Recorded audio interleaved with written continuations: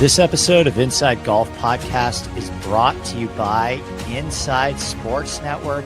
What's up, everybody? It's your boy Boston Capital, Twitter Steve on the Hold the Green podcast. All right, we are live. Tap in, birdie. All right, Carson Young is here. I bet Ludwig at 28. Let's go. I bet You him did at, too? I bet him at 25. Low sevens. I think there's some guys in here we like. Harris English at 7,300. Why the fuck would I not bet Rory?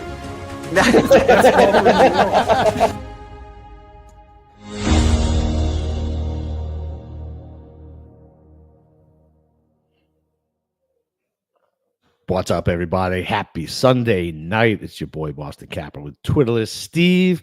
We're going to be doing the Cognizant Classic preview, some Mexico Open recap. Everybody can flood the chat with all their winning Carpenter tickets. So Carpenter. It's not even his name. What's his name?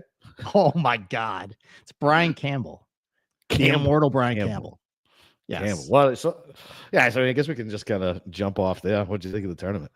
Well, I don't think it's a happy Sunday. I mean, No. Yeah, he was Aldrich was the second most tipped golfer last week? Yeah. On the tip chart. A lot of guys had pulled Guider in the Discord. I feel bad for what happened. I'm happy for you though, because you cashed out. That would have been that would have been bad. You want to why don't we start with that, by the way? What you did with Mr. Pult Guider this week. Yeah, so I mean, I was looking at the CAD, right? And it was kind of one of those ones where I just kind of took a shotgun spray on Monday on a bunch of dudes, right? And then I had our talk. I had a couple guys, and then I'm looking at my CAD, and I'm like, I got too many people. You know what I mean? And I'm looking through, and I'm like, this guy's a bad number. Everybody's just talking about him because he's super fucking long. I was like, I remembered his like meltdown or his shitty play on Sunday a couple weeks ago. I was like, you know what? Fuck this shit. This guy's not winning. I canceled him out and some other bum out. And I was on fucking tilt on Friday. I was not fucking happy. Well, it also bled into yesterday too. You were not happy either. No. You showed me your completely blank DFS card. Blank. I think you shared the cash out again on Pult Guider again. Probably. A lot of anger. Yeah, but listen, it all worked out aces for you. Did it turn out to be the right answer? Saved you what? $20? Yeah, exactly. There you go. Look, that was quite a day of golf. I wouldn't necessarily call it very good golf overall. Everybody sucked today. If you told me that a playoff today, if we entered the day at 20 under, would be 20 under, what are the odds on that? Because we were spinning around in the Discord the night before. What's the target score supposed to be? And we're throwing out 23 under, 24 under. And in the back of my mind, I wanted to give out, look, we think he's going to choke. It's probably going to be like 21 under, 20 under wins it. I didn't want to do that because a lot of people wanted it. It also was a very sensitive subject, Mr. Pot Guider, for the tournament. Look, I went out of my way not to like try to mush him because I knew how many fucking people were on him. So if you notice today, there was no texting about him. There was no nothing. I was like, I'm just gonna take my medicine. If he fucking wins, he wins. But goddamn, man, nobody wanted to win that fucking tournament today. No, we'll get to a lot of the gutless losers that all gutless ended up doing exactly what they always do in a little bit. God, but let's focus on just the ending there. Between Campbell and Pot Guider. And look, there's a lot of people who've watched Aldrich for a while now. He was on the DP World Tour at the Ned Bank. A lot of people were on him at the Ned Bank, and he completely threw up all over himself. In that tournament, he also got tied for the lead at Farmers, and then he got stuck in the bunker on 3, and then he ended up hitting a home run. Touch them all, ends up shooting into the canyon. That was the end of him on his way to 78. So clearly around the green is a big of a trouble spot for him. And you clearly saw that on multiple occasions, both Saturday and Sunday. A lot of just sloppy chip shots. A lot of he cannot get out of a bunker. There was a couple of good bunker shots he had, but Yeah, man, the first playoff was the first playoff hole. No, it was just on 18. It was on 18. He got out of the bunker and got up and down. Yep. But the one that lost it for him, he ends up putting it Yep. 7-8 feet past and can't makes the putt. And Yep. I mean, but of all the like bad beats that people have gotten, That's pretty probably holding that ticket, seeing Campbell's ball just start tailing right out of bounds, and then gets Mutombo'd slap back in regulation. Oh, And actually, the thought came into my mind at that point because I was on the wrong side of rest in peace Grayson Murray at the Sony. That all played out because Grayson hit a horrendous tee shot, awful tee shot. And it kind of played the same way with Campbell at this point. It hits an awful tee shot. I'm like, all right, I'm not even thinking about Grayson at this point. I'm not thinking, and it's everybody's probably like, all right, he's in the fairway. Campbell's just on a bare spot. He's basically got to make a 3-shot hole. But a little sparked my mind. I'm like, this might actually end up working out for Campbell here. He can just get into wedge range and put a 65, 70-yard shot real close. Stuck it. Yeah, man. And that's all she wrote. I had no faith he was making that putt, though. I was like, oh, man, I bet you we're going to 17. I was like, these losers are going to play until – I was like, we might have to postpone the podcast. These losers are going to be playing until fucking 10 o'clock tonight. Yeah, probably like if there was a TGL match, you have to push it and push it and push it at that point. Yeah, exactly. But listen, we'll get to the gutless losers. I bet over 69.5 round score for Mr. Brian Campbell today. And that came through because he shot an even par 70. So I'll take that, 71. So I will take that, but he hung around way better than I thought he was going to. He is completely unproven journeyman coming up from the Corn Ferry Tour. He's 31. I think that was his first professional win anywhere, they were saying. So yeah, that's like that was really very impressive amongst a lot of other guys who just, you want them to be better. And they just continually show themselves every single time why they are what they are. And man, there was a lot of losers like that. But props to him. I'm going to also give an apology, by the way. I think this is an unexpected swerve. Listen, I've been doing a show a lot with you, and you have tried to rein me in when I get on these lower anonymous guys who are barely hanging out of the cars just don't matter. I will admit that I felt things when he won, knowing that this was life-changing. And props to NBC, by the way, because they continually step on their dick on a lot of stuff. Yes, all of that. They nailed it with the camera right to the girlfriend.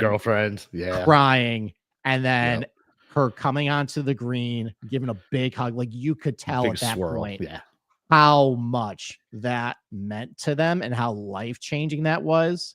Yeah. And that's a good moment. You don't get that a lot anymore. There's a lot of soullessness with the PGA Tour. It was nice to feel that again. That was the cherry on top of a complete dog shit Sunday as far as performances, and that was really good. So props to Brian Campbell for getting the win done. That was very great. Yeah, it was a great story. It was funny. So like, because I cut to the girlfriend, and my wife's like, "Whoa!" She's like, she's taking it like crazy. I was like, so I explained the backstory, and she's like, "Oh my god, that's so awesome!" You know what I mean? So yeah, anytime you can get a human element story into this robotic machine called the PGA Tour with the soulless, like no personality golfers, it's very nice, right? Whether Campbell has personality or not is immaterial, right? Because he had a nice storyline for today. Yeah, I mean, I listened to his post-round interview. He seems like kind of a dial tone too. But you know what? Listen, it's life-changing. It reminds me. I was trying to think like, when's the last like life-changing out of nowhere win? Because I was texting with BK earlier. I mentioned Adam Long at Amex. Remember that? Way back in the day. Like 350 to 1. I think like his third start in PGA Tour.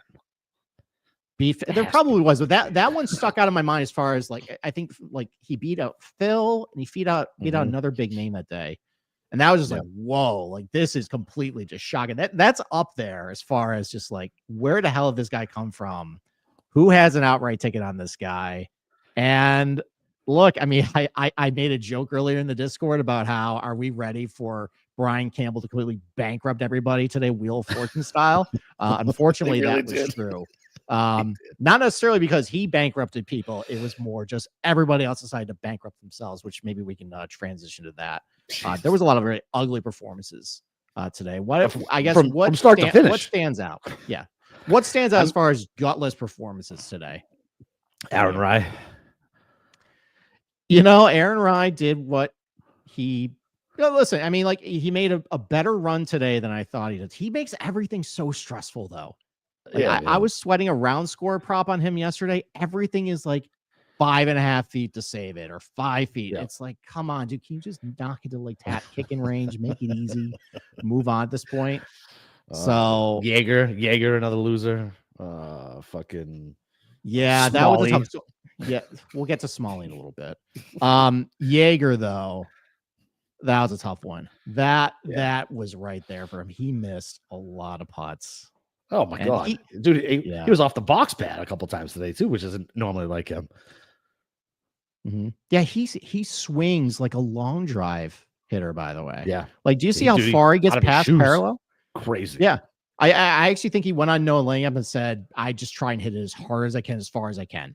Like that's just a strategy. Now, it shows, but he literally is just golf YOLO. Like every single swing seems like it is 150%. Doesn't matter if it's a wedge shot. Doesn't matter if it's a 9-iron. It looks like he's trying to hit everything as hard as he can.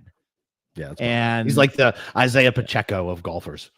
I love that comp. Isaiah Pacheco of golfers. Yeah, that was tough. Listen, at least Jaeger. He clearly didn't have it. He hung around though. He made some birdies. Yeah, he tried. He was scrapping. Yeah, he hung around at least to the end. Yeah. Griffin was okay today, but I don't expect anything out of Ben Griffin though. No. Well, a lot of people do. Sometimes I do sometimes, but he couldn't make really a charge today. And then Alex Smalley. What a loser. Just yeah. Can I talk about Alex Smalley for a second? Of course. Look, I had him number one in the model. Okay, like a lot of people did. I chose to look past Alex Smalley. And look, I know I made a couple of jokes in the Discord about chalk Alex Smalley. And I'll say that, but it was mostly I was kind of going back and forth with somebody. Look, I didn't have an issue if you chose to bet Alex Smalley this week. There's a reason why he was number one in the models. Dude, I was on him at Phoenix at 110-1. So I was aware of everything Alex Smalley was doing. I wasn't late to the party on this one saying, who the hell is this guy? Right. But the model is just one component of what I do. Yeah. And it's outright bets. I'm not making a 20, 30 player pool here where I could just stick him in. It's I'm coming up with 20 players, and how can I chop it down to 6 or 7? Yeah. And at that point, it goes beyond numbers. Otherwise, I would just bet the number one golfer and number two golfer, and that would just be my card every single week. But you don't do that. And actually, credit to you, Boston Capper. You kind of have shown me that when it comes down to it, you got to go beyond just what the number's saying. You got to know, is this guy really have it? Does he have the ceiling? Or is he more just a Russell Henley type that's just going to put up really good numbers every single week and put up a lot of T12s, T8s and finish do pretty well, but doesn't have it? And that's kind of just where I end up with Smalley. Now I end up betting him today at 20-1 because I thought these guys are a bunch of losers. Maybe he can be the less losery, and I was wrong on that. Wrong. But that was a personal decision I made. I didn't have a problem if you play him in DFS. That's a different animal. If you wanted to eat the chalk with that, fine, whatever. Like if you thought he wasn't even chalk in DFS. He was like fucking 10%. Like he was a popular outright. And I there were some people who said, I'm not going to play a popular Alex Smalley this weekend. Right. I think we thought he was going to be higher owned, right? Just based on where he was shooting on everybody's model, right? And and maybe that was what maybe caused some people to pivot. But like that was a personal decision I made. It doesn't have anything to do with me not believing the numbers in the model, and to say that I'm just ignoring the model just to ignore numbers. I don't think that's accurate. I didn't appreciate that characterization. So that's all I gotta say about that. All right, cool. Did you bet Damon? No, I actually didn't. I had no exposure to Joel Damon. I was But like, he- look at this. Look at this call by Steve. This fucking loser who shouldn't do well here, fucking crawling up the board, having himself a Sunday. Like, he had a good tournament, like from start to finish. Look, the guy likes Pat Palm. All right. We talked about this Seriously. on the show I know. that some of these shorter hitters just like this surface. And I know there was the big narrative about like you want bombers and distance, but and like there were some exceptions. Like there was a couple of short hitters that definitely just shit the bed. But hey, listen, Grayson, Justin Lauer. yeah, Justin Lauer. But hey, Grayson Sig, top 20. Yep. They end up working out. He just seems Yep. to like this surface and pass palm. Joel Damon likes the surface. Actually, a couple plays I said on the Tuesday show. I mentioned Isaiah Salinda too. That was actually going back and forth between Salinda and Damon as the gummy play. And I'm picking the worst guy, but it still worked out pretty well. So So Salinda is a guy. He hasn't quite emerged yet, but he had that pedigree, kind of like how Sahith had that pedigree of like he was going to skip college and just go pro. Salinda's kind of the same way. So maybe he's starting to find some stuff. That would be interesting to watch. But how old is that kid? Yeah, that was a cool story. So I think he's like 25 now. I think he's is he that old? Okay. Yeah, I think he's Sahith's age. Because like around that same time, it was Salinda and Tagala who were gonna go pro. I think Kyle was big on him this week too. Yeah, I mean, I'm not surprised. It was a sharp play. It was a good play. And I think if you look at some of the court, I think he actually won, or he did well on Pass Palm on the Corn Ferry Tour. So, that was a boost for him. But hey, listen, overall, I would say entertaining tournament, not necessarily a well played one. I'm sorry of everybody that basically went bankrupt this week. I didn't have a great week. I lost a little bit on my card. I learned a couple things. One, unless I'm absolutely sure, don't do round score props. I don't really know how these guys are coming in. Also, the stressful experience I had on Saturday, I should not have probably done a round score props today. That was very stressful on Saturday, getting to 4-1, and I end up giving away today. It's all right. Lost a little bit of the card. Whatever. We'll move on. Yep. Move on. I had a terrible week. DFS was my worst week I can ever remember. And yeah, I don't even open my betting account yet because I don't think there's any reason to. Well, it's a new week. And finally get to Florida golf, by the way. We're shifting back. Before we do that though, do you want to go over our promotion that we're running for this podcast? You want to talk about a little bit about that? Yeah, I was going to let you go because I'm going to do a lot of talking. So I think you should. Yeah, sure. So when does the review have to be in by? So okay, I'll just say it then. So we're actually running a promotion for our podcast. Look, I mean, we've been going on this show telling you guys about how you should become an insider and how a lot of the benefits of becoming an insider. You get the Discord, you get the stuff that only insiders see, the Ball Knower show. It's a great source of information, a lot of good shtick going back and forth, but also a lot of great knowledge of 4 really sharp guys talking about golf there. But we have this podcast as well. We're free and we're very happy if this is just what you want to consume. But we really do believe in this product and we really are excited about this company here. So, but we had to start from scratch with this podcast. We had to basically start all over with subscriber base. We're trying to build this back up. And we want to give you guys a little bit of incentive to, not just help us out, but also give you a little bit of what we're offering here. So if you go on Apple today, and if you give us a 5-star review and leave us a review, we're going to select 2 people and we're going to give out a 1-month free trial of Inside Sports. You'll become an insider, 3-month trial, starting with the Bay Hill Arnold Palmer week, go all the way through the Masters. You're going to get Bay Hill. You're going to get players. You're going to get the Texas swing there too. And we think that once you maybe get a taste of what we're all about at Inside Sports, you're going to want to keep signing up and want to keep resubscribing. But we want to show you that first. And that's a good, it's a way to reward by supporting us. We'll get back to you. So if you go to Apple, leave us a 5-star review, leave a review as well. We will select 2 winners of these reviews the Tuesday of Bay Hill. So next Tuesday. And leave a review. And we'd love to have you here. It's a great community. Today was wild. Sweating that tournament. I wasn't even part of it, but just watching these guys get irrationally mad about the events have transpired and how bad the golf truly was that we saw today. It really I was. wish It was good. I wish I was in the Discord today. I was too busy. Like I said, I had to fit everybody over for the daughter's birthday and cooking all day. But yeah, I can't imagine what that looked like. I started to scroll through a little bit tonight, just to kind of like get a feel on. I was like, yeah, I wish I was live with that. Yeah, it was a lot of fun. So, all right, do you want to transition to The Cognizant swing? Classic. the Cognizant? Yes. I still don't So- know what that company is. Well, let's bring it up here. So here it is. The hashtag not my Honda Classic. So this is the bear trap right here. We get the bear right here. This is, I think, the 15th hole. 15th, I want to yeah. say. Yeah, I I mean, the think the 15th and beginning. 17th is basically, it's basically the same fucking hole, by the way. Yeah, Sorry, I Cam. know, I said I the know. F-bomb. I shouldn't have done that. But do you remember this hashtag from last year? The hashtag not my Honda. Why? See, And why that I happened? think it's pretty clear that I don't remember that. Seeing how I've asked Okay. you.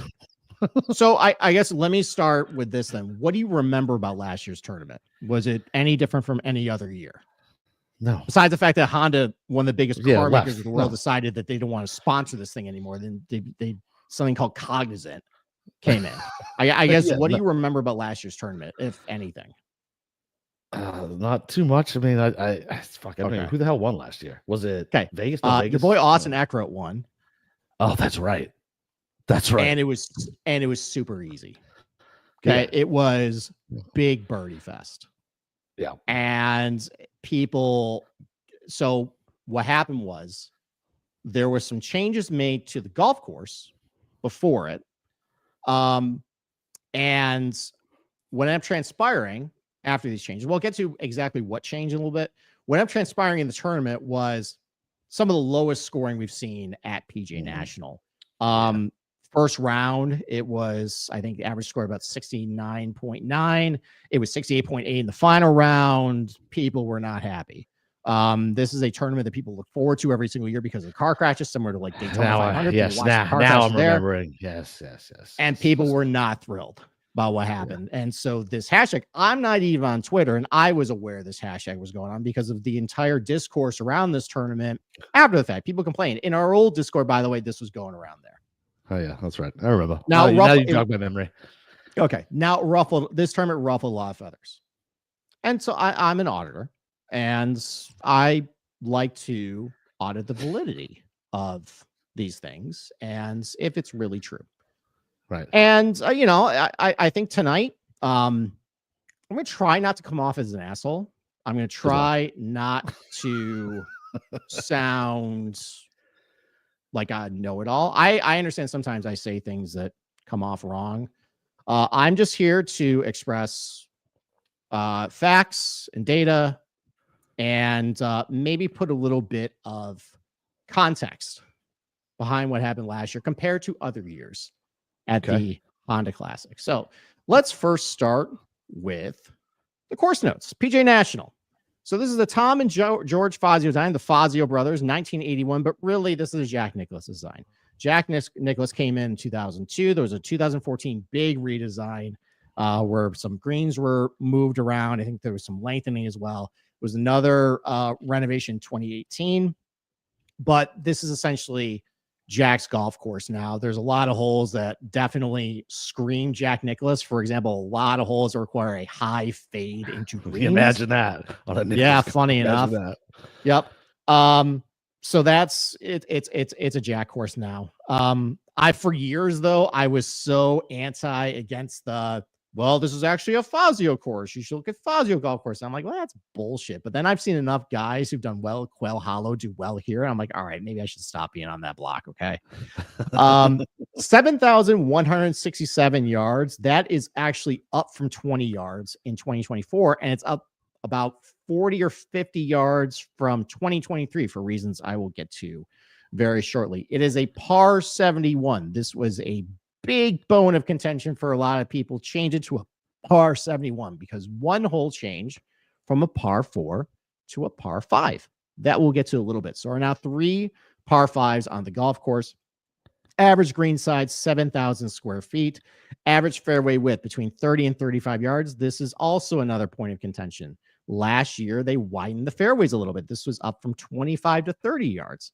So they widened it a little bit for, this golf course. As far as agronomy goes, there's only 2 changes from last year. One, the fairways are now a ryegrass overseed. Before they just left it as Bermuda. I'm not totally sure why they're making it to a ryegrass overseed. I'm a little disappointed by that because that means they have to water the fairways a lot in order to make it grow. But the thing is, though, and we'll get to it a little bit, there was a lot of rain here last year, and there was a lot of rain here the year before that. Fairways are already pretty soft. So unless this was a situation where it's super dry climate, but they're still overseeing the fairways, not that big of a deal. I mean, the ball might sit a little bit differently than it would on Bermuda, but I'm not all that concerned about it. The rough, though. Last year, big controversy. They cut it down from 2.5 inches down to 2 to 2.25. Big half-inch cut. Real dramatic stuff, guys. Apparently, it is now back up to 2.5 inches this year.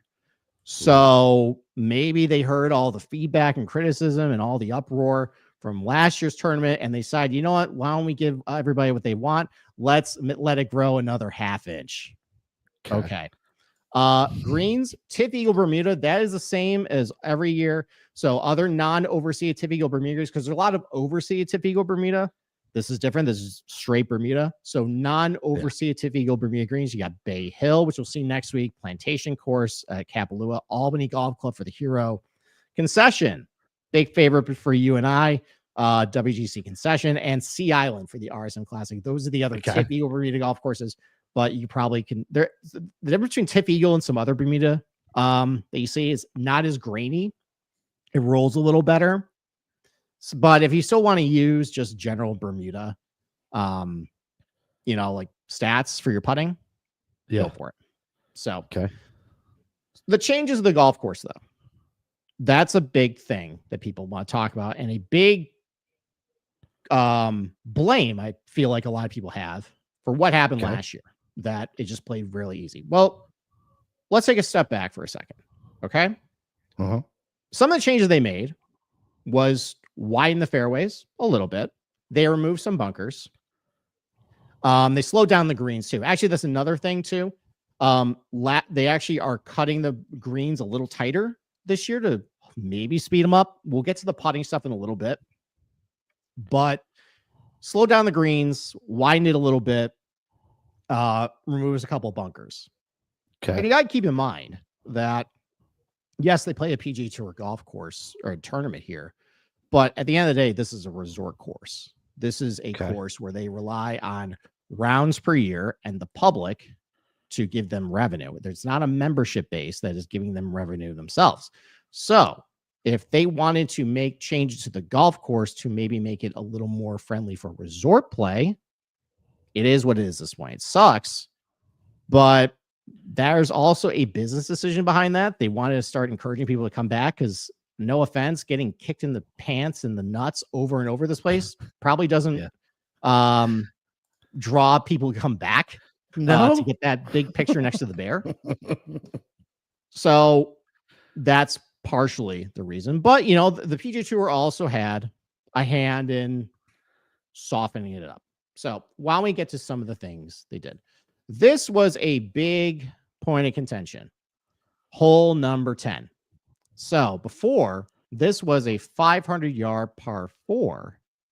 And what they decided in 2024 is, you know what? Look, why don't we push it back 20 yards? Why don't we remove this bunker here as well that actually isn't in play for any of the pros anymore, because the carry is 280 and it's a tailwind from a east-northeast wind. The guys are just blowing over anyways. That's in play for Campbell. Well, okay, it's in play for Campbell. It's in play for us, people who would be at the resort team from this tee box right here. But for the pros, for Eric Van Rooyen, who hit his tee shot approximately here last year because he is super long and can carry it over it, this bunker's not really in play for anyone else. No. So instead, though, they said, you know what? Fine.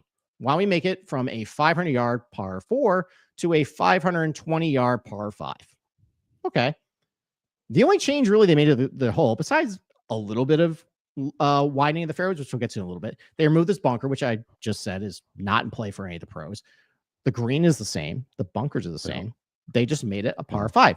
Well, people were not happy because all of a sudden, this hole plays now under par. There's a lot of birdies on this hole. But let's just think of it just for pure scoring. Okay? Just what you want to get on the hole. Well, the average score last year was a 4.23. Okay. Year before that, 4.17. Year before that in 22, 4.17. Now, 2021, 2020, we'll get to the weather stuff a little bit, a little hard, 4.3 and 4.32. So all these years, 2020, 2022, not a peep of complaints about not my Honda Classic. This is everybody's Honda Classic at this point. Well, it's playing at 4.23 in 2024. The difference is now that's a birdie instead of a par. So look, if this really upsets you, like Boston Capper, this would probably upset you at this point. Just think of it this way. All they got to do is make a 4. It's the same goal as before. Make a 4. It's just this time it's a birdie, not a par. What do they say? Par is relative, right? Yeah, par is relative. And by the way, this is the this is now makes it a par 71. The fact that it is now a par 5. So we'll get to the scoring a little bit. If you just think of it as, look, this hole didn't really change. The scoring has basically been about the same for the last 5 years. It just is now a par 5, which increases the par. Just think of it like that. Okay. And also when looking at the grand scheme of things, the overall score of this tournament, just knock a stroke off everybody at that point. Yeah. Okay. Which we'll get to in a little bit. Okay. How about the widening of the fairways? It's like now before, this is hole number 1. This is a layup hole. Okay. Everybody lays short of this bunker right here. Before, it was 30-yard wide fairway. It's widest. Bottlenecks to about 17. It's a short hole. It's 365 yards. Everybody's basically taking a driving iron, hitting it to about this area over here, and you got about, I don't know, like 120 yards into the green. Well, they made some pretty dramatic changes to this hole. Well, they widened the fat part of the fairway by about 3 yards. So it's now 33 yards wide. And now it's 23 yards at the bottleneck. So, big changes there. Real big widening here. Just, a lot of dramatic changes that cause everybody just a lot of uproar at that point. So, and they did this pretty much everywhere. Most fairways were widened. If you just take basically my 5-year-old and put her on both sides of the fairway and lay her down, that's about how much they widen fairways on both sides. That's about right. Yeah. I mean, just like real, just desecrating this golf course by doing that. Just adding a couple yards of widening to fairways, a couple places. So now the bear trap, though. This is what we come for the Honda Classic. Okay. Isn't there a 3-hole stretch on the front that's just as mean? Yeah, it's I think 7, 8, 9. Yeah, or 6, 7, 8. Yeah, it's one of those. But the bear trap, though, let's get all the highlights. That's the tourist trap. That's the one where I just showed at the top of the show there. Everybody gets that big, photo with the bears. My uncle has that photo. He loves showing me that when he played PGA National. Everybody huddle around the bear. Yeah. But this is what people come for. Down the stretch on Sunday, playing 3 really difficult holes. You got the par 3, 15th, 180 yards over water. You got the 16th, which before I'll get to those changes a little bit. You got a really narrow fairway, but the challenge on that hole is you have a 170-yard shot over water to another green, and then the 17th is a 190-yard shot, basically the same hole as the 15th. It is just you got to hit a high left or right shot into a green over water. But the biggest challenge of this is not necessarily just the holes themselves, because if it was just benign conditions, no wind. It's a 180-yard shot over water. It's a 170-yard shot over water into a green about 7,000 square feet. And then you got about a 190-yard shot over water. If there's no wind, it's pretty routine for these guys, right? The challenge, though, is the direction of the wind, the prevailing east-northeast wind. When that is pumping, you are hitting a high fade into the wind on 15, where we all know it. We've all tried to do it. You hit a high balloon fade It's going to balloon on you, and you know what's going to fall? Goodbye. It's going to land this water right here. And that's what we all come for, the water hazards here. On 16, same thing. You're hitting an approach shot into the wind. You got to hit a high fade. And if you don't catch it pretty good, you don't get it pure, it's either going to land this bunker right short right here, or it's going to land the water again. Okay. And then same thing on 17. Again, same shot as you got hit on 15. High fade. If it's into the wind, it's going to balloon on you and it's going to land the water. Okay. So, but you need certain elements to make this tough. You need wind, and you probably need some firm greens as well. But that's what really makes this challenging. Otherwise, this is really just what, a 7 or 8 iron if there's no wind? Like, yeah, you still got to hit it good, but these guys are really good now. Okay. Like, this is not the days we're hitting 5 iron into these greens. They're hitting 7, 8 iron into this stuff. So you really need the proper conditions in order for it to still play tough.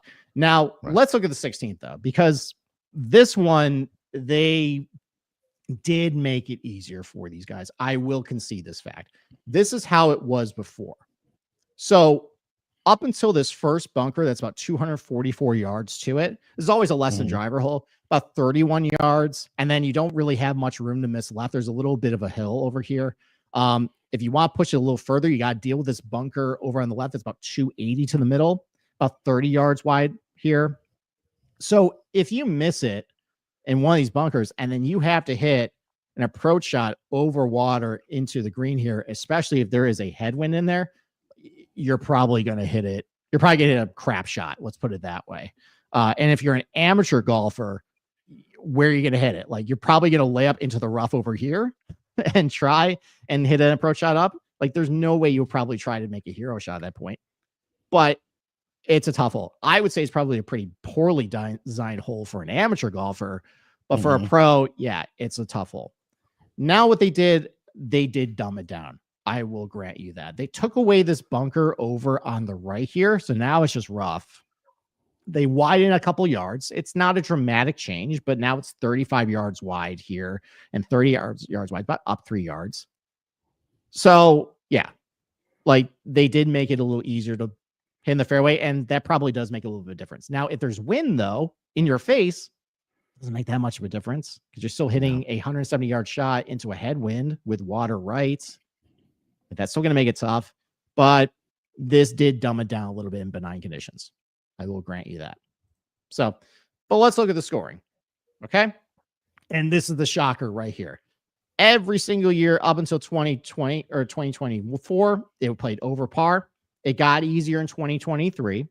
Grant you that. But last year, full stroke under par for raw score, adjusted for field strength, about 0.8 under par. Big shock for the PGA National there. So, and this is where people got upset, is because they were used to watching the Honda Classic, where you're seeing average scores over 1 stroke over par, plus 1.3, plus 1.1, plus 1.8 over par from 2020 to 2022. There are some other tough years too before that. But then all of a sudden you get 2023, it's about even par. And then last year, fully stroke under par. So this is where a lot of that, wow, they're just ruining this tournament with a lot of these course changes. They're dumbing it down. Well, first off, what I would like to say is, if you had a problem with last year, why didn't you have a problem in 2023? Like, why weren't you complaining about it then? I didn't see any pushback about how PGA National was playing back then. And when you actually look at the field strength of last year versus 2023, it was a stronger field. Yeah. Well, it was easier, but it was a stronger field too. You can tell that by when Data Golf adjusts the score. When they take it here and push it up, that means it was a stronger field. When they take 2023 and push it down, it was a weaker field. And actually, when you adjust for an average field, they actually played slightly tougher in 2023.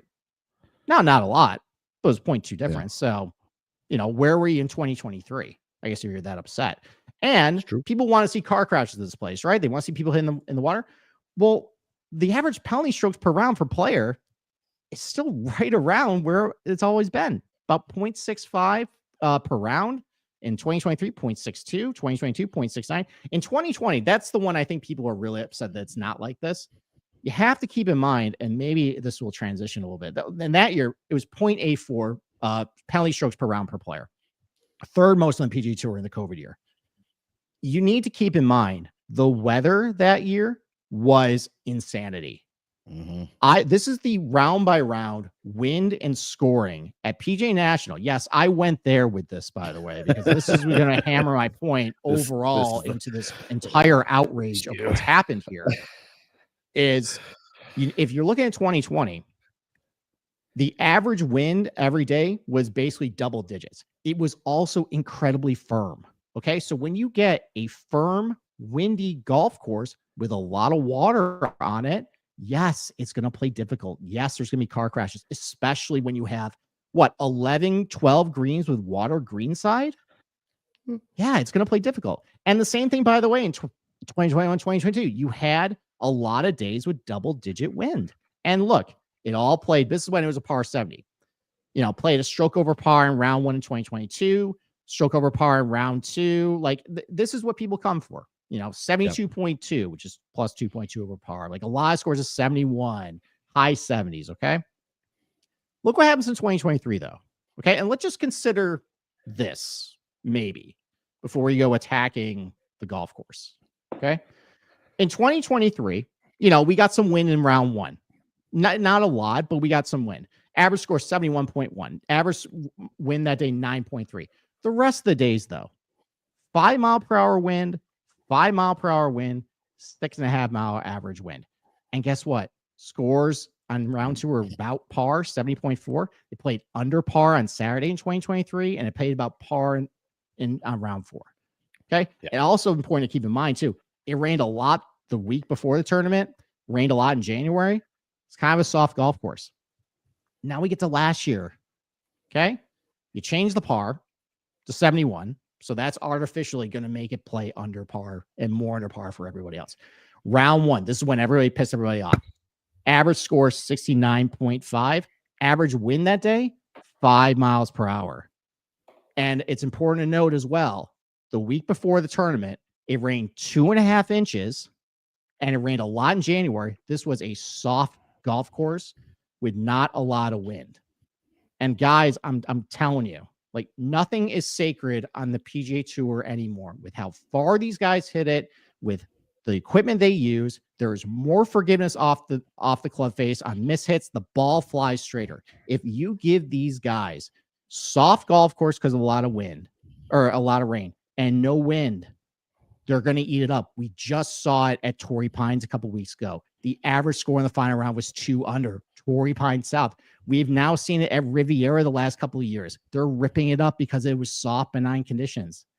This is what's going to happen. Okay? So, yes, they widen a couple fairways by a little bit. We'll get to the greens because I will agree with that point. But can we at least maybe consider that maybe PGA National played pretty easy last year because in round 1, it was a soft golf course, not a lot of wind. And then in round 4, by the way, average win 5.8, average score 68.8, really pissing people off. Remember, though, they screwed up on Sunday, and there was a giant rainstorm that was coming in, and they decided to not push up tee times. They had to stop play on Sunday. I forgot halfway about through everybody's round.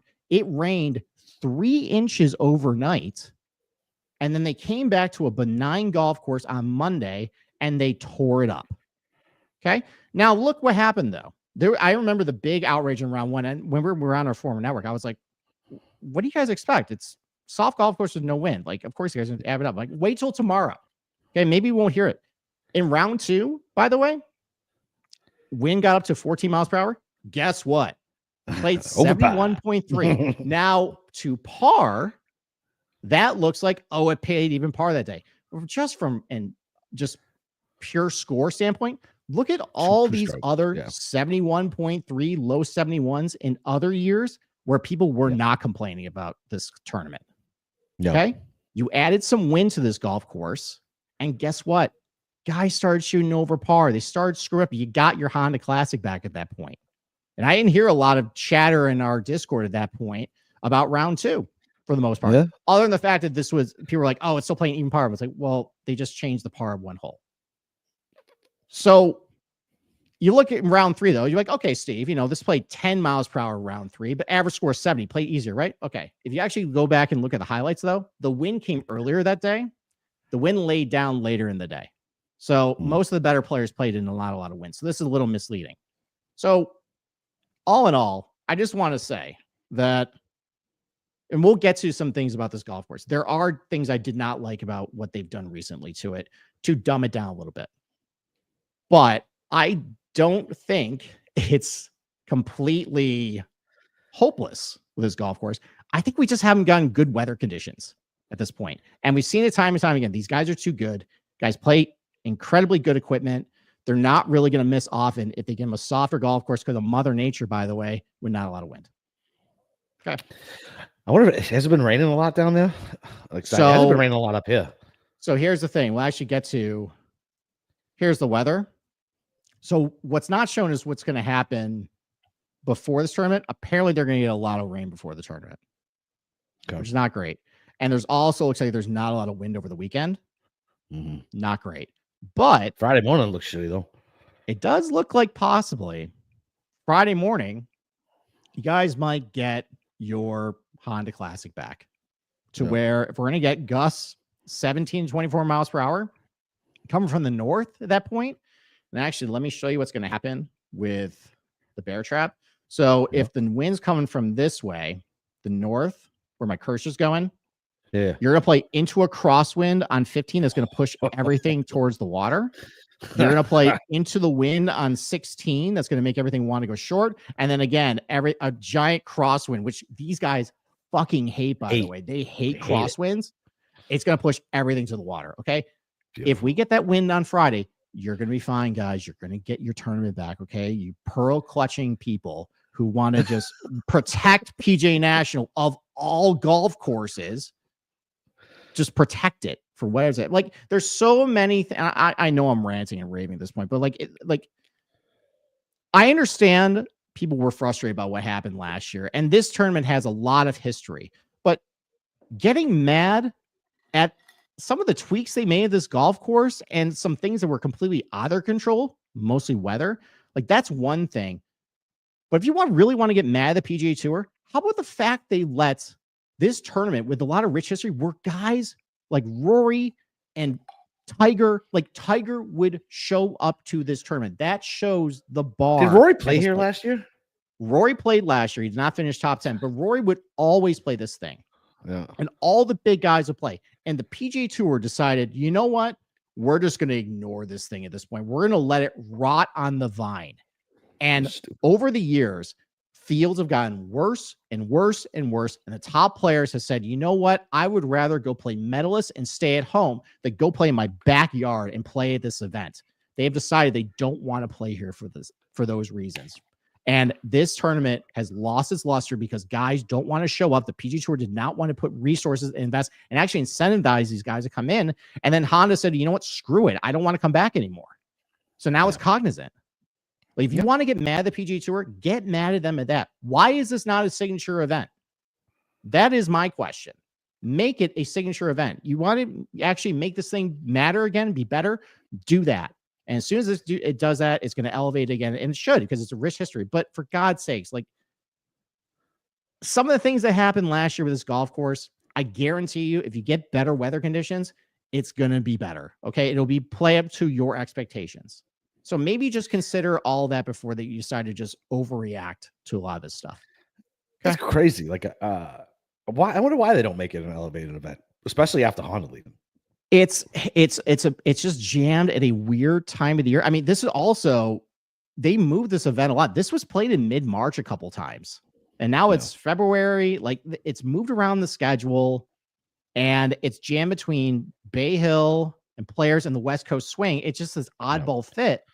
Yeah. And because you have a lot of elevated events coming up, like, you can't make everything elevated. No. So it just has gotten lost in the shuffle, which is unfortunate. They should give it the Pebble Beach treatment. Pebble was going through the same shit, and they made it an elevated event. Why not do this for the Florida swing? I would probably agree. Maybe bump this back a couple weeks. Maybe start the Florida swing a little early. Maybe do this, and then maybe, I don't know, add another. Maybe do this Valspar Bay Hill, and then maybe make this signature. Well, cut out Mexico, maybe. I mean, do we really need to go back there? I don't know. That's just a couple of things you can do. So, yeah. All right. I'm kind of done ranting. Okay. Okay. Let's go back to stroke gain by difficulty. Okay. So, where is this place difficult? Well, it was, it's always been difficult off the tee. Okay.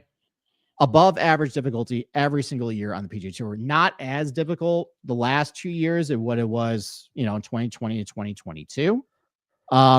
But I think a lot of that can be explained by the fact that it was not a lot of wind and softer conditions. Yes, some of the fairways are a little wider, but I'll get to the driving stats a little bit. It didn't make all that much difference as far as like how frequently these guys were hitting fairways.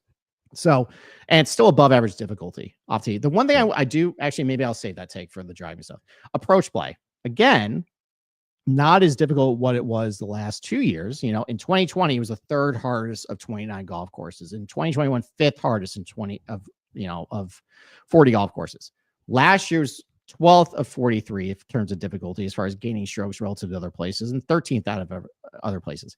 Not as difficult, still pretty difficult, and it's because there's still a lot of water around each green, and there's a lot of opportunity to still incur a penalty stroke if you hit a really bad iron shot. So that hasn't changed. Yeah, there's water everywhere. Yeah, it's just that the last 2 years you just haven't gotten a lot of wind, and that's really the challenge of this place. And we'll get to in a little bit.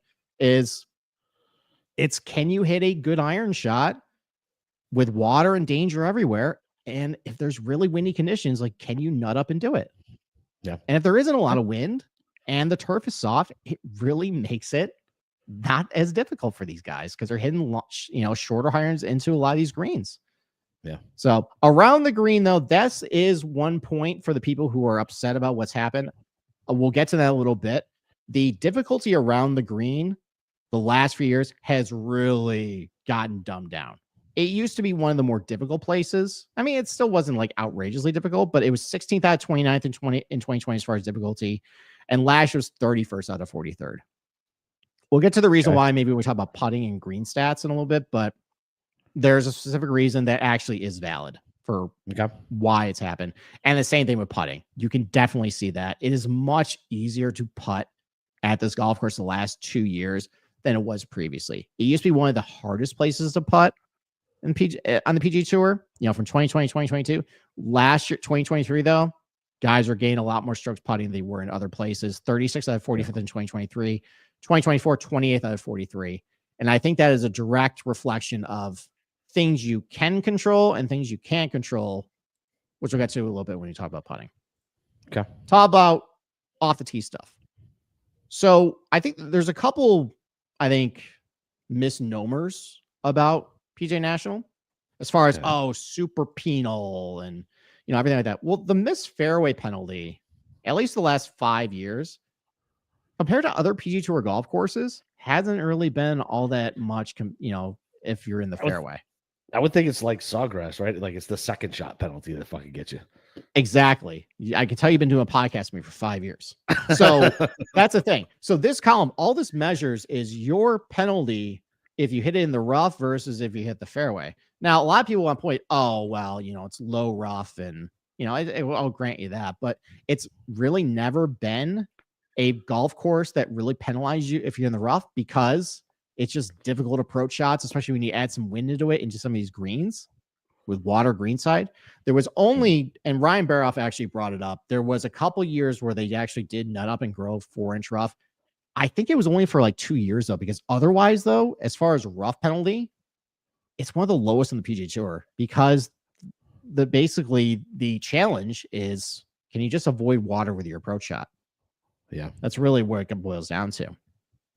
And you kind of see that too with if you miss a fairway, what your penalty percentage is. Now there's some holes that, there's water and you can find it. It's, it's fairly high. It's not as high what you would think though, as far as like, if you miss a fairway, what's your chance of finding incur a penalty stroke? It's only like 13th out of 43rd. Last year in 2020, 15th out of 29, 16th out of 40th in 2021. And the reason why is, there is places where you and I can find a water hazard, but there's only maybe like 4 holes on the par 4s and 5s where water's like actually in play for these guys. Like like they can find water if they're a knucklehead. Like if you're Sung Jae, like exactly. I think of hole number 11 where water starts about 300 yards off the tee. So the play is just hit it short of it. Well, if you're a knucklehead and hit it too far, you can hit into it. But most rational people will know, all right, keep it short. But as far as like water's actually in the sight lines of these guys and like a slightly mediocre shot might go into the water, it's actually not as many as you would think at PGA National as compared to other places. And then the driving stats, as far as like pure accuracy and distance. Well, this is still less than driver for the most part. There are a couple of holes now that you definitely can be more aggressive and cut the corner. Number 10 is a big example. I told about that earlier where, yes, it's a par 5 now, but guys can still, as far as they hit it, and with the tailwind, they can just bomb it over the corner now, no problem. Yeah. There still are a lot of holes, though, where based on where the holes bottleneck or where the water is, or just there's no reason to pull drive. Like there's not a big advantage one way or the other to hit drivers versus just laying back a little bit to have a shortish iron in. That's why you see the average driving distance still 280 last year, 281 and a half in 2023. Just like high 270s and 280s for the most part. The driving accuracy rate, though. So this is worth looking at, because they widen the fairways a little bit. So from 2020, 2023, it was mostly around like 60% or so. Yeah. That's and then last year, big jump up to 65%. Now, just on its face, it looks like a lot, significant. They did widen the fairways.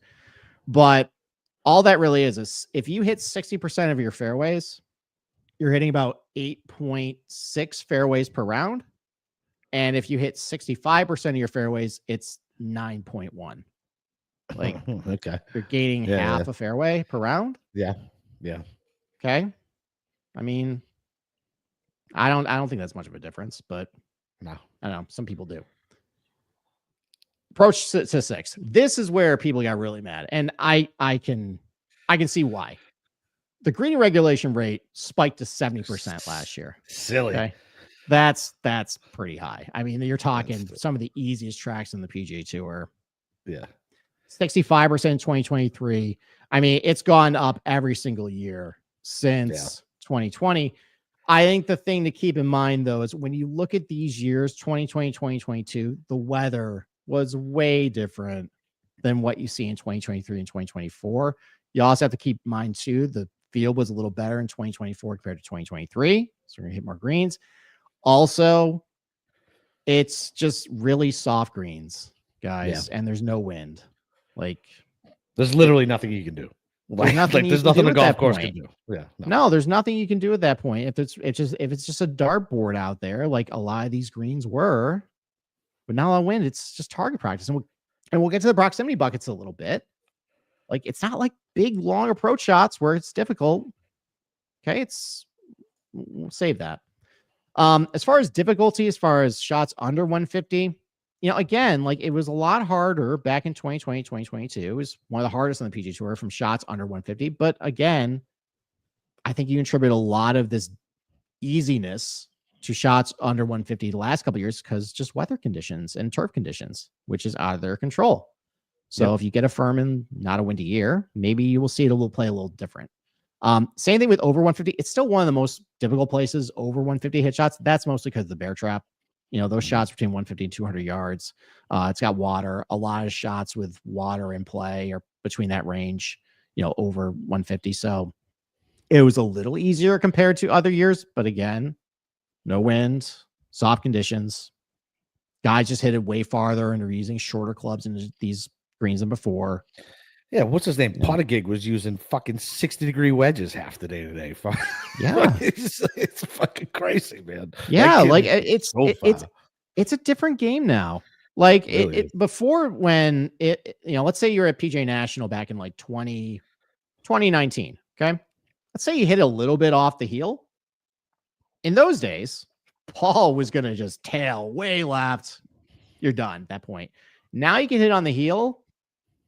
It's still might tail a little bit, but the dispersion's a lot tighter now. It's just the equipment these guys are using. It's a different game now. And we just have to get used to it at this point. The proximity buckets. Again, I love seeing this range right here. A lot of shots between 125 and 200. And it's actually, somebody mentioned this in the Discord, I think a couple days ago. They're like, oh, there's, a little bit of a Wiley crossover at this place, which makes sense. Russell Henley, everything. Well, the proximity buckets actually are very similar between Wiley and this place. A lot of shots between 125 and 200 at Wiley. So, I mean, look, basically PGA National is just Wiley with water. I mean, they're both short golf courses, both got a lot of shots between 125 and 200. Yeah. And again, like, you've seen Wiley play, not necessarily like water. Overly difficult, but it can show, it can play not as easy what it can when you get windy conditions, but in really soft conditions, benign.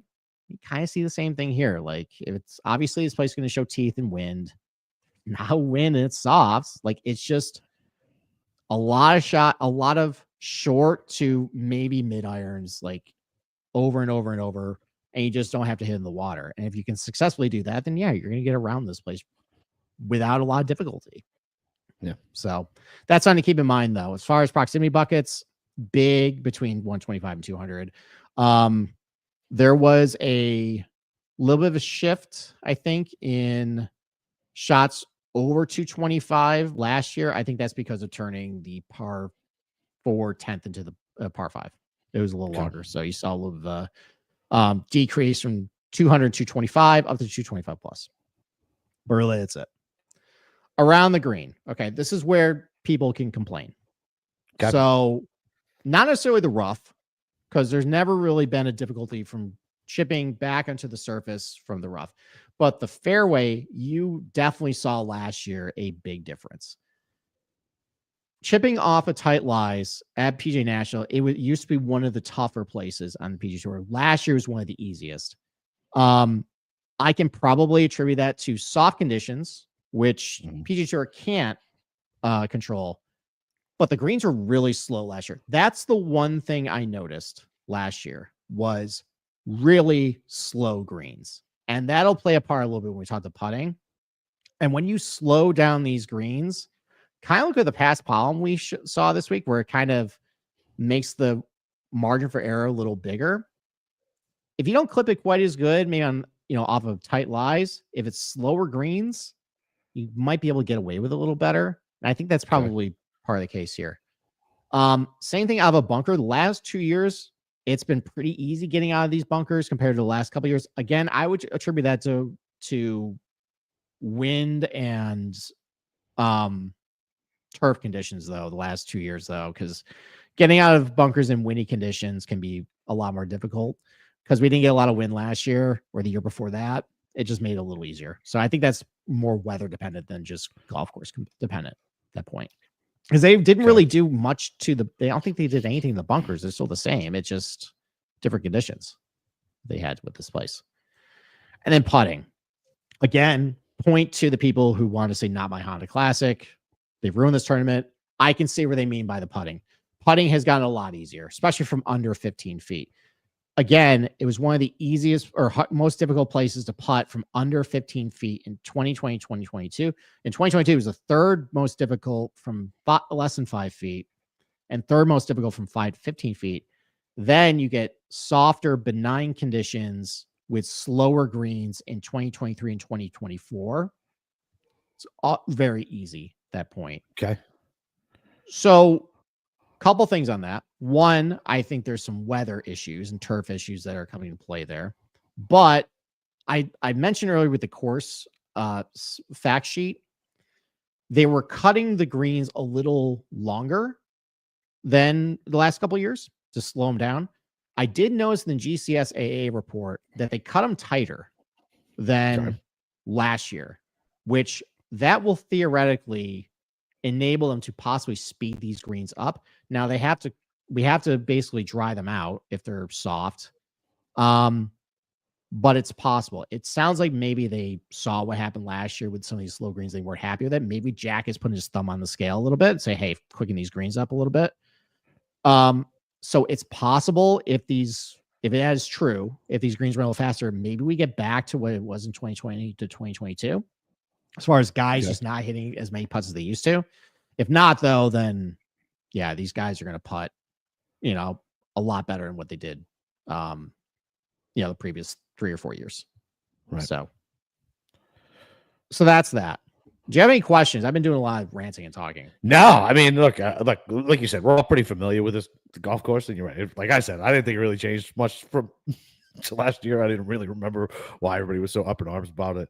Yeah, I mean, it's just it's your typical Florida. Hope your guy doesn't get wet. Like that's about, you know what I mean? Like hope he doesn't get wet, and yeah, it'd be interesting to see. I want because.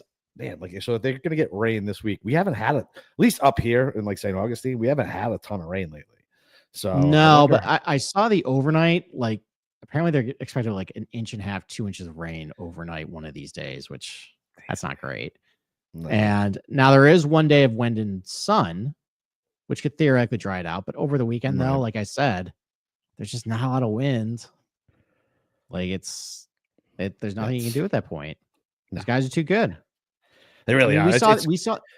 Go ahead. It's crazy. Yeah, I was just saying it is crazy how these guys just pick this shit apart. Like I mean, look, I watch every fucking golf tournament there is, and every weekend I'm still like, he's got how long in, and he's using what club?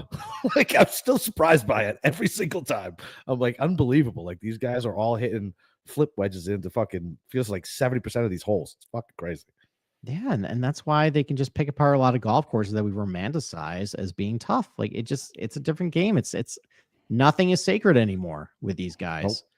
Nope. And God forbid you make it difficult, then they won't come back and fucking play. Well, I think that's also maybe another incentive. Maybe if we make this place easier, maybe some of these guys who live here want to play it. That's not the case. They just want to rest and collect their paychecks from other avenues at that point. But yeah, I mean, we just saw a couple weeks ago too, like at Pebble Beach. Okay. We got really bad weather a lot of those days, and they still ran it up to 24 under or 22 under. Like these guys are just too good now. And maybe we need to let go of some of these things we hold near and dear on the PGA Tour and just accept that these guys are just too good now. And there's not a lot we can really do to, toughen it for these guys, and a lot of it has to do with Mother Nature to really put these guys on tilt. Otherwise, like it is what it is. So yeah. All right. As far as comp courses goes, from data golf there, I mean, it's kind of a mismatch of golf courses. Yeah, it's hard to really identify a real big theme to a lot of them. Yeah. Like we got La Quinta on this list, and we got Riviera on this list, and Memorial Park and Silverado. I think that more speaks to, let's go with the course fit model first. As far as, like what skills are predictive, basically nothing is predictive at PGA National as far as like a course fit skill set, because I think this is just a golf course of you're not going to find it here. And if you're just booting it around, coming in bad form, guess what? You're going to get booted out of the tournament pretty quick. And it's a lot of holes. Yes, there are some more holes where you can be a little more aggressive off the tee. For the most part, though, you're kind of tiptoeing off the tee. And it's just a test of how good can you hit this 160-yard shot, and can you not hit it in the water? Right. One thing, though, somebody, I forget who brought up in Discord, but they asked me a question earlier, and I couldn't answer that point because I was single dadding at that point, and I want to get a half-cocked answer. Yeah. Exactly. But they said, hey, like I noticed a crossover to Detroit Golf Club, and maybe there's a good connection between looking at that golf course and Bombers. And those are looking last year, and I want to address that now because he asked. He was very polite. He asked me a question about it. Yeah. I think there's a little bit of merit to it. Looking at how guys score in that term, as far as like how strokes gained is formulated, there's a big de-emphasis in off the tee play. Like it's just harder to separate yourself at Detroit Golf Club. Now you're doing it differently at PGA National. At Detroit Golf Club, it's bombs away over the dog legs. Here, it's more everybody's kind of tiptoeing a little bit, so they're all can kind of hit the same types of tee shots. And there's a big de-emphasis too as far as separating yourself around the green, which is consistent here at PGA National as Detroit Golf Club. And really, Detroit Golf Club is just a contest in tournament of who can hit their irons the best, who can putt the best. And that's basically what PGA National is can you avoid the water, and then can you make putts or not 3-putt at that point. So I think though the notion of possibly length has an edge here. I can see it in softer, benign conditions because, if there's not as much run out in the fairway, you can push it a little farther and the ball will stay in the fairway because it's softer conditions for the most part, even though it's, they widen a little bit, still not tremendously wide. There's a couple holes too where, you can cut the dog leg, for example, number 10. I made mention to Eric Van Rooyen, sent it 348 with a tailwind way over the dog leg to shorten the hole. Also, number 11 with the water coming out about 300. That's less than driver for those guys, but they can push it a little farther down the fairway without using driver to get a little closer to the hole. And I think just a lot of these guys too, if you can give them a shorter iron into a softer green, I just think they're at more of an advantage, hitting into that type of stuff. So I can see how length can be an advantage in softer, benign conditions. If it's windier and firm, though, I don't know if that totally holds water. I think it turns more into a ball strikers tournament at that point. But I can see how last year turned into what it did, which, we'll get to that leaderboard actually right now. So Austin Eckroat wins at 17 under. If you just adjust it for a par 70, he wins it at 13 under. Not crazy at all. Beats Minwoo Lee and Eric Van Rooyen, who's at 10 under. 14 under for par 71 though. This is what makes people upset though. You see lots of guys in the teens here, but if you just knock off 4 strokes off everybody, because number 10 basically plays the same fucking hole as he used to. It's just a par 5 now. Like all of a sudden T9's 8 under. Okay. Yeah. Just think of it that way. As far as just like the composition of the leaderboard, so Austin Eckroat hit 80% of his fairways for the week. But you also see guys, hitting like 62% of the fairways. There's more of a variance in how many fairways these guys hit for the week. Distance too, though, like way across the board. You have Martin Laird and Alex Noren averaging 273 off the box.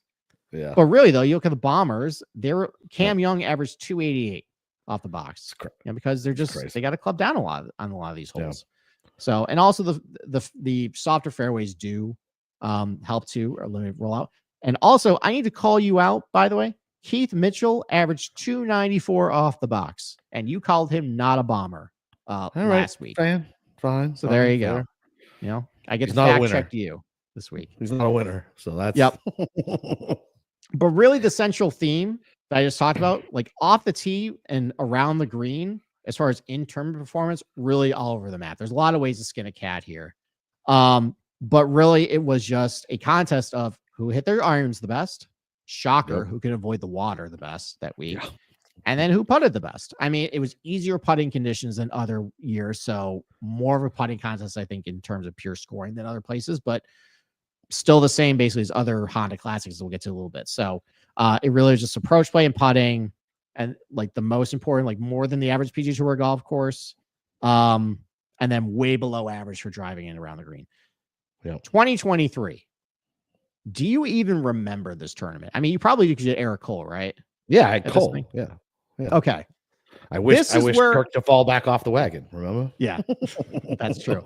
This is where Honda said, "You know what? I think fuck you guys." Yeah. Nobody showed up to this thing. Like last year, this was a pretty good field. Like, you got some good names here, but also Rory showed up. It was a good field.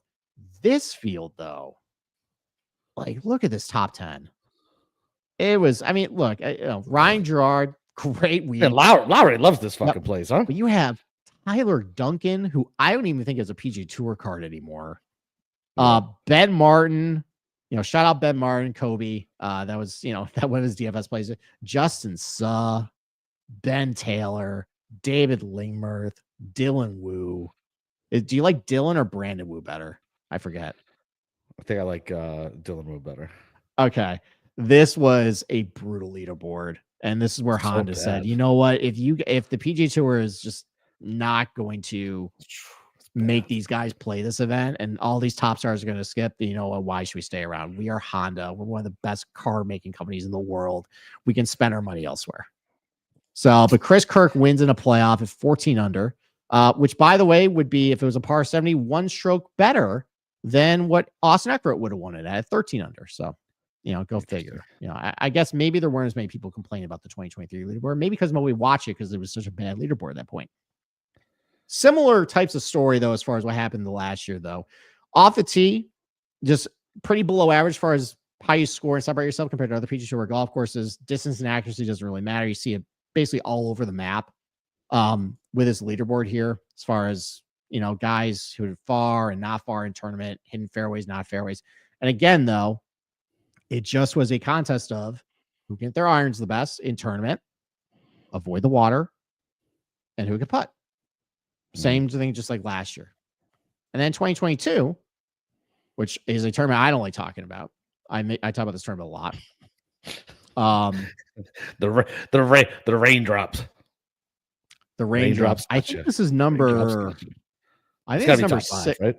Oh, okay. Is it outside the top 5? I think it's number 5. I think there was another tournament recently that knocked it. But this is up there. So this was actually the first time I appeared on Andy's show that week. And I was on the heels of 2 outright wins. I had Scotty at Phoenix and I had Joaquin Neiman at Genesis. So I was coming rolling, a lot of confidence. And I go up there and I say, you know what? I love Shane Lowry this week. I love 25-1 Shane Lowry. And look, it wasn't going great heading into Sunday. You know, Lowry was like, I think 5 back, but this was the Daniel Berger show. This was the Daniel Berger crowning. And Daniel Berger was putrid on Sunday. So bad. So bad. I think he airmailed a green into a water hazard on the front 9. He did. And then completely imploded. He was dropped from coverage. Which is funny because he finished 4th. Yeah, I know. But he was paired with Shane Lowry, and Shane Lowry looked like he had it in control. Oh, yeah. And then he missed a 4-footer for birdie, I think, on 14. And then all of a sudden, Sepp Straka, bane of my existence, starts making birdie after birdie after birdie and edges up closer to Shane Lowry. And they're tied. I think Straka was 1 group ahead of him, and they were tied heading in 18. I think Shane Lowry actually, I think, hit a very makeable birdie putt, missed a makeable birdie putt on 17 too. That would have put him 1 ahead. He did.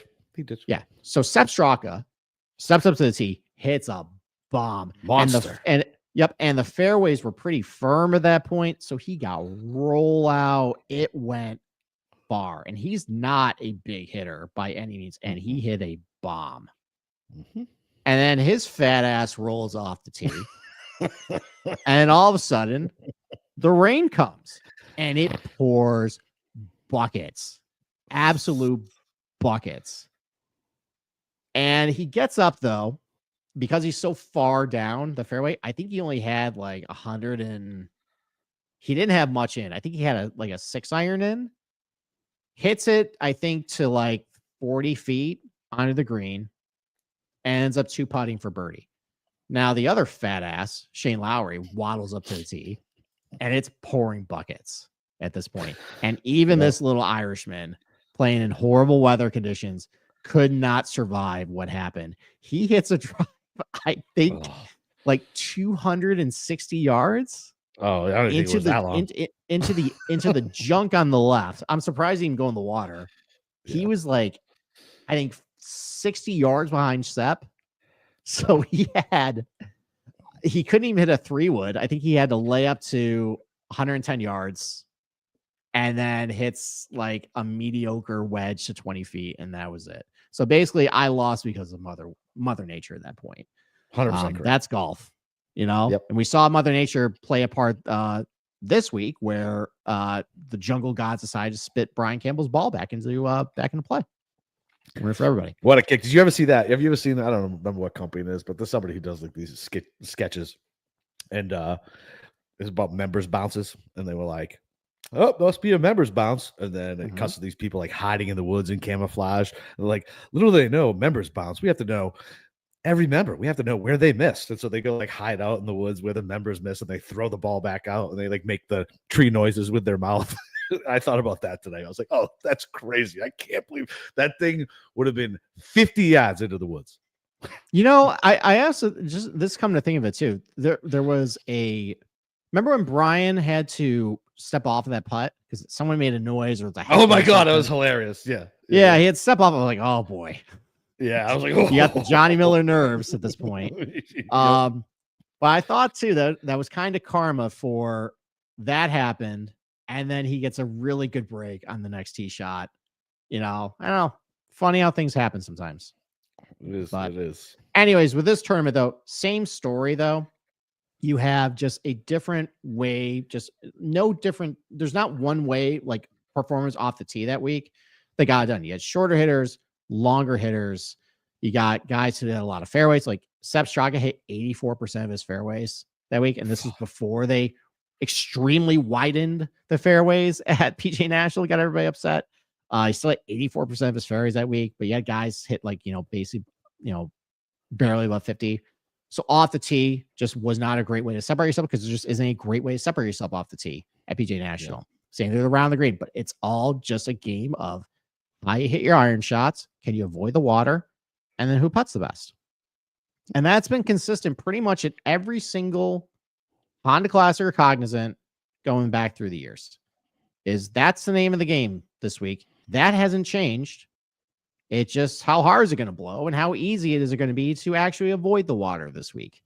And given the, forecast so far, there might be maybe one day where it might be difficult, but we're probably going to see the same thing again this year, guys. I mean, if it's going to be softer because it rained during the week, there's not going to be a lot of wind over the weekend. These guys are just going to eat this place up again. And it is what it is. And the sooner you accept it, the sooner you can just kind of move on and just watch it for what it is now. So, I'm sorry if I offended anybody in my rants. This is the last time I'm going to say any of that, by the way. I just needed to get that off my chest about what happened last year to this tournament and just say what it is. I promise I won't do this spiel again next year. We'll see. No, I won't. I won't. I'm done. I said my piece. That's it. I'll just report the news next. I'll be the boring news anchor next year. Be Cronkite. I got you. Basically, yeah. Call right down the middle. So, all right. So rest of the week, you got anything? Well, so this would be where I would give the model right now. I'm gonna be honest, guys. I was single dadding all week. I'm partially through building it. I'm not done yet. There's a lot of components with it. I will say though, high level, I am going to use what happened the last 2 years for basically my base. I think given the weather conditions and how I think the greens are going to be, I'm probably going to base my model most of what happened in 2023, 2024, as far as like skill sets and course conditions and all that stuff. So, I'll try and get that out early tomorrow to the top 20, at least to disclose that. I'll try to get out on BetSports. But that's generally where I'm going. Is I'm going to focus mostly on what happened the last 2 years, because if it's similar weather, I think it's going to be similar types of tournament. So that's what I'm thinking. All right. Well, good shit. And then you're on Brian. You're on BK's Tapping Birdie tomorrow night. I am. We'll be back on Tuesday, 9:00. Yep. Yeah. Other than that, go rate and review the show so you guys can get entered into a spot to become an insider. Don't forget to subscribe to YouTube. That also helps. Other than that, congratulations, Mr. Campbell. Now I understand why Pete was saying cousin Brian. And and yeah, man, interesting week. I'm excited for this week. Hopefully we can get some better golf this week, but we'll see. We'll find out. Talk to you all on Tuesday.